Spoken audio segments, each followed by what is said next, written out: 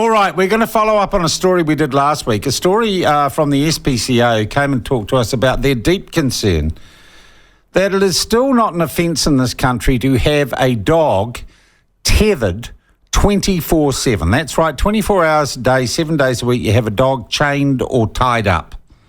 It is cruel and inhumane, but at the moment, SPCA and animal welfare officers do not have the power to go onto to a property, free a dog and charge or remove a dog from the care of someone who is such an a-hole that they choose to tether it 24 hours a day, 7 days a week. This isn't applicable. It's not about farm dogs. And I would say in my general approach to this, it's people who use dogs as extensions of their penises or their egos and guard dogs in rougher places. But it is just animal abuse, in my humble opinion. As you know, I'm a dog lover.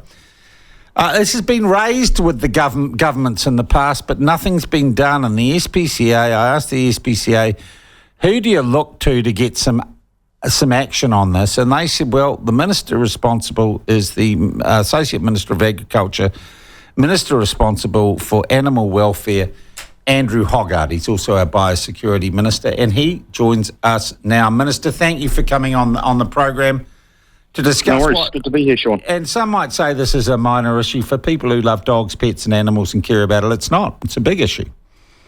Definitely, and look, I agree with you.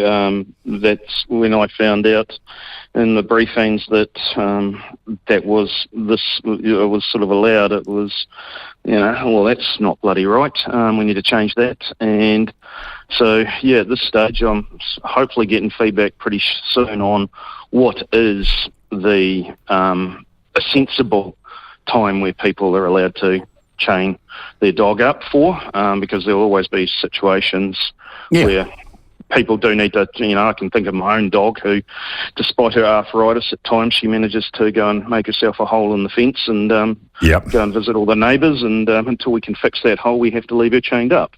It usually doesn't take very long, but certainly you wouldn't want to have a law that sort of made a criminal out of my wife being chained up for a couple of hours. Or a farmer, I've my old dog, I used to chain him up when it was necessary for his safety, for the safety of the community. But obviously the ideal is, if you're a domestic pet dog owner, is that you have a really well-fenced section and you can let your dog, when you're away, do the thing. Yeah. And also, look, frustration when I talk to the SPCA, there's bloody nothing they can do about it. People can ring and complain and say the dog's howling, it's been there for a week, someone throws some bones out the back. It's just bloody inhumane, basically, isn't it, Andrew? Yeah, exactly. And I kind of like your analogy before that it will generally be the people that are using the dog to overcompensate for something they lack. So, look, it's definitely on the agenda for things to fix, and hopefully I'll be getting the advice back soon. I know the officials were working with SPCA on what is the appropriate time, so hopefully... All right, give me a time frame, Andrew. I want to hold your feet to the fire here. Is it going to be in the next 100-day plan, for example? I think it'd be a win for the 100-day plan. I think it'd send a big message if it was. As soon as the officials come back to me with recommendation, I won't fluff around. I will get onto it. We're asking a lot of the officials at the moment, so I couldn't quite give you a definite time frame. All right, but you're saying you're onto it, and I trust your word on that. And bloody good. And there'll be a lot of our listeners, because a lot of our listeners are dog and animal lovers, and not in the bad way. That is a great thing.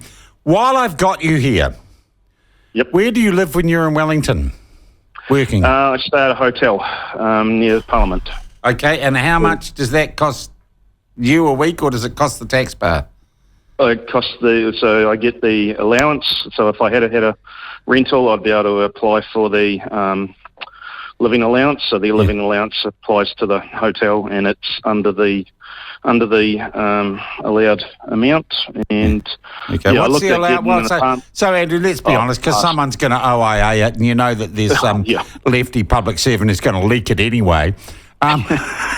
How much are you pulling? And I suppose doing it that way, it means it's only needed when you're in Wellington. In Wellington, exactly. Yeah, And I that's didn't need to interesting. rent an apartment because I can chuck extra. Because I come down here in my own car, so if I need to bring extra stuff, I just store it in the boot of my car. Yeah. So I figured I was saving the taxpayer a few bucks that way.